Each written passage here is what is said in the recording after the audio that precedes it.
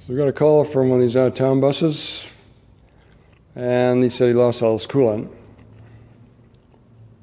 And we weren't too sure, sit around the front bumper area, so we figured it'd be something like the radiator, because that's the general area. So it was the radiator. We'd had it towed in. Go out there, you can't fix it. You know, it's an hour out of town. So we pulled the rad,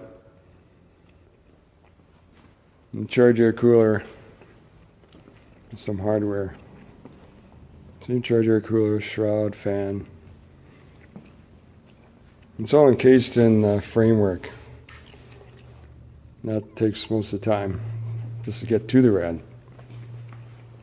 So we're getting a new one. It's coming as 2017. It's not very old, but still gets, you know, the road. We've had issues with windshields this year, and it looks like the rad took a beating as well. This is the right here. Caught a rock.